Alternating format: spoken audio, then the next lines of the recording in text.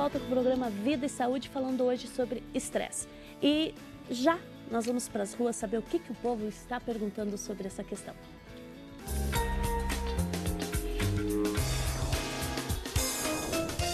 Eu estou aqui com a Sônia, que é artista plástica e quer fazer uma pergunta. Diz aí, Sônia. Doutor, quando a ansiedade pode ser considerada positiva e quando pode ser considerada negativa? E eu já emendo aí nessa questão. Como diferenciar a ansiedade do estresse? Ou é a mesma coisa? Isso, legal. Ó, eu penso o seguinte, o estresse é um estímulo um estímulo aversivo que está sendo emitido nessa pessoa constantemente. Isso vai estressando a pessoa, tá certo? A ansiedade não, ela pode ser apenas um evento que produz ansiedade na pessoa. Um momento. Tá? Então, são paradigmas e modelos diferentes, tá bom? Mas que muitas vezes se assemelham, por isso que as pessoas confundem. Respondendo à pergunta dela, ela falou da ansiedade positiva e da ansiedade negativa. Muito boa pergunta, porque as pessoas tendem a observar a ansiedade sempre como algo pejorativo, algo negativo. E, na verdade, não, tá? Um pouco de ansiedade, o que faz no nosso corpo? O nosso corpo fica mais ligado, mais atento, né? É como se a gente ficasse com um pouquinho de receio, a gente ficasse um pouquinho mais antenado nas coisas, tá? E ficando mais antenado, o nosso raciocínio fica melhor. Quer dizer, a gente está mais predisposto. Exatamente. Aquela pequena ansiedade que, por exemplo, o Roberto Carlos fala que toda vez que ele sobe no palco, de certa forma a gente poderia dizer que é até benéfica. Por quê? Porque ele fica um pouquinho ansioso e ele acaba se cobrando lá na hora de trabalhar cantando, né? E fazer um trabalho excelente, tá? Então, um pouco de ansiedade, ela é saudável. Qual é o problema? É quando passa de um nível. Inclusive, a medicina ela classifica algo que eu acho muito interessante. Para você saber se algo é ruim, você tem que pensar em intensidade, duração e frequência. Se é muito intenso, se dura muito e acontece muito, frequente, quer dizer que é um problema.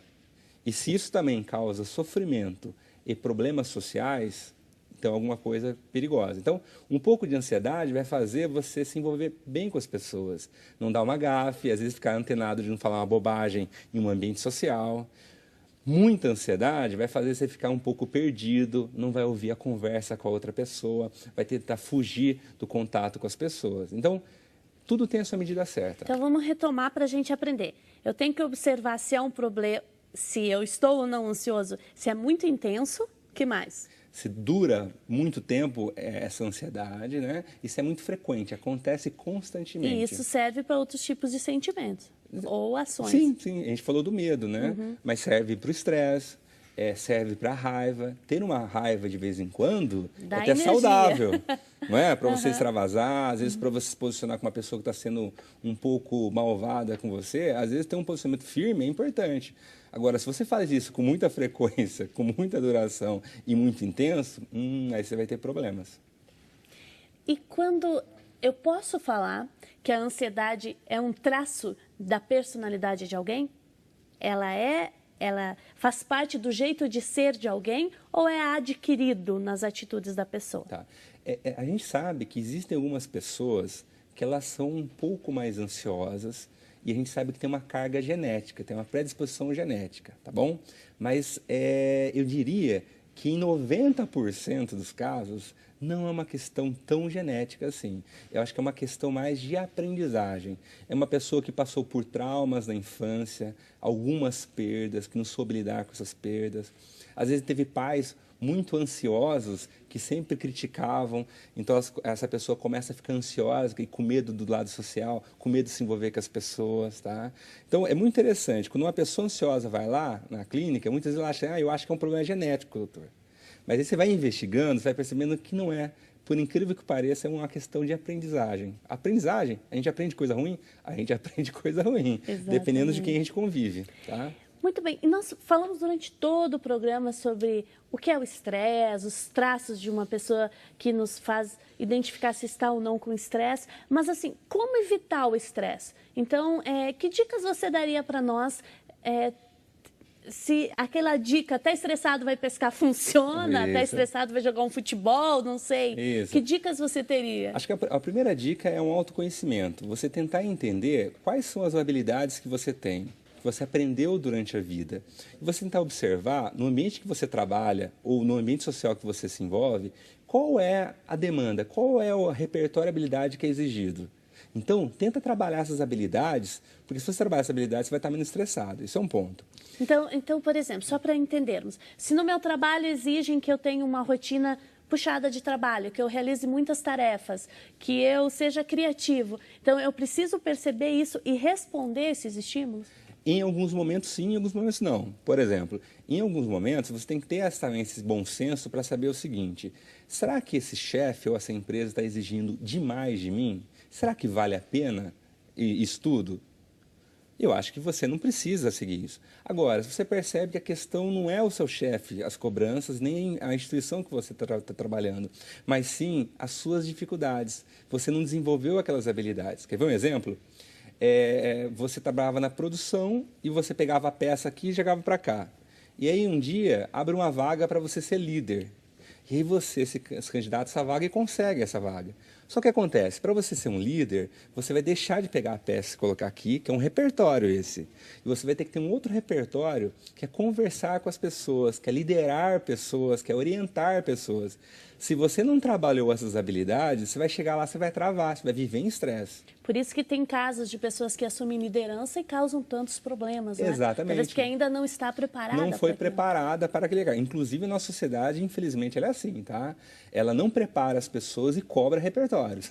E às vezes a pessoa é muito boa em outras atividades e naquela não. Exatamente, tá? Então esse é um ponto. Acho que um segundo ponto também, essa pessoa, ela ter atividades prazerosas, ou seja, momentos, seja no final de semana, ou seja durante a semana, noites, que seja, momentos para ela fazer coisas que ela gosta. Sabe aquela atividade, Simone, que você faz, você esquece o mundo? Por exemplo, assistir um bom filme, ler um livro, passear. Ótimo, para você é isso. Para uma outra pessoa é jogar uma bolinha com os amigos. Que legal! Procure aquela atividade que tem a ver com a tua essência, que você esquece que você gosta, porque isso aí vai te relaxar. Porque quando você voltar para o trabalho, você vai estar melhor, tá?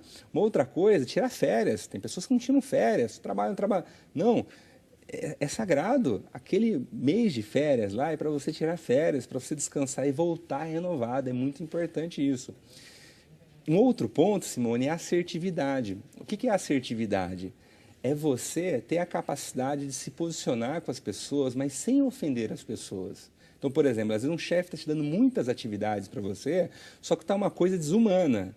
Se você é assertivo, você se posiciona com ele. Ó, não vai dar para fazer isso. Ele vai falar assim, por quê? Ó, por isso, eu não estou tendo tempo por causa disso ou daquilo. Então, você justifica claramente para essa pessoa, para ela ter clareza que ela que está ultrapassando o limite do racional ali, do razoável, né? Uhum. Então, ser assertivo é muito importante. A pessoa passiva é aquela pessoa que engole sapo o tempo todo, que ela vai ouvindo, não fala nada, né? Uhum. Então, é importante ser assertivo também.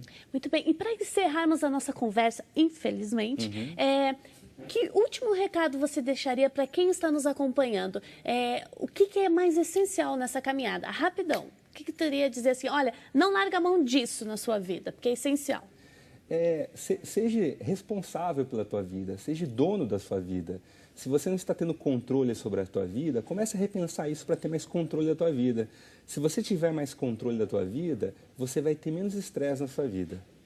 Muito bem, o contato do Reginaldo está aparecendo na tela, 19-3294-1005, www.comportamentosaudável.com.br. Entre em contato com o Reginaldo, ele pode ajudar você. Muito obrigado pela sua participação no nosso programa hoje. Muito obrigado, Simone.